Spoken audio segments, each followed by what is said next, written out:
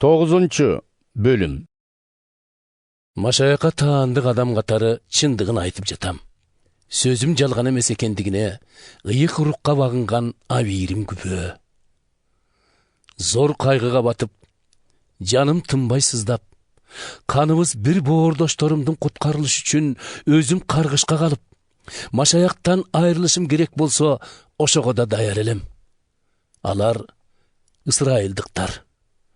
Кудайдын асырап алган, даңкына бөлөгөн, келишим түзүп, Тоорат мыйзамын калтырган, чыныгы ибадат кылып, анын убадаларын энчилеген эли.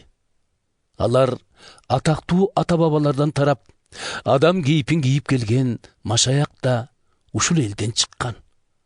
Ал бардыгынан жогору туруп, бардыгын бийлеген Кудай.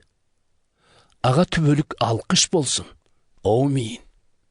Бирок ысрайылдыктардын көпчүлүгү Машаякты кабыл албаса да, Кудай аларга берген убадасын аткарбай койду дегенге болбойт.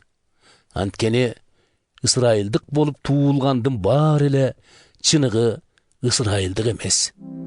Ибрайымдын урпактары да толугу менен анын балдары эмес. Кудай ага Ыскактын урпактары сенин тукумуң аталат деген. Башкача айтканда, Ибрайымдан тарагандардын баары эле Кудайдын балдары боло бербейт. Убада боюнча туулгандары гана чыныгы урпак болуп эсептелет. Кудайдын убадасы болсо бул. Эмки жылы дал ушул убакта мен кайра келем да аялың Саранын уулу болот. Бул гана эмес, бабабыз Ыскактан боюна 2 уул бүткөн Рабига да ушундай болгон.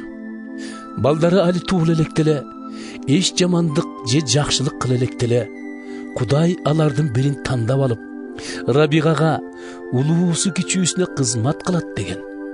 Ошону менен ал адамды кылган ишине жараша эмес, тек гана өзүнүн максатына ылайык тандаарын көрсөткөн.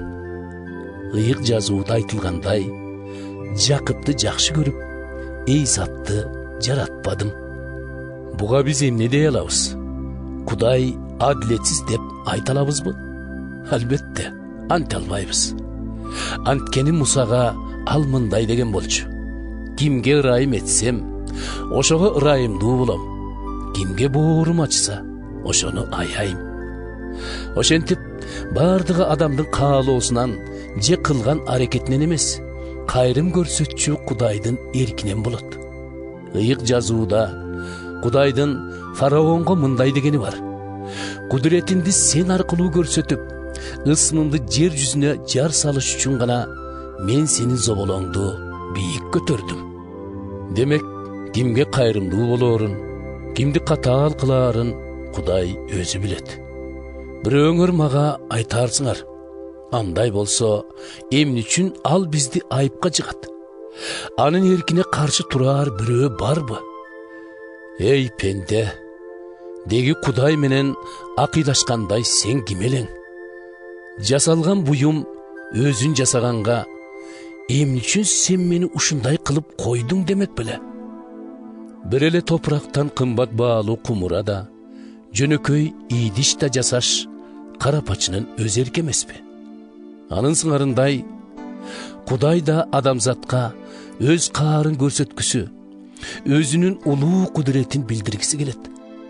Бирок ошого карабай, каарына калып, курут боло тургандарды көпкө чейин кыйратпай чыдап келди.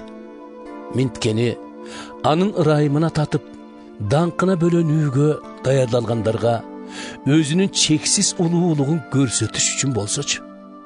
Ал бизди иудейлердин арасынан гана эмес, башка элдердин ичинен да чакырып алды. Ошия китебинде бул тууралуу Кудай мындай дейт: менин элим болбогон элди алып, аларды мен өз элим атап коем.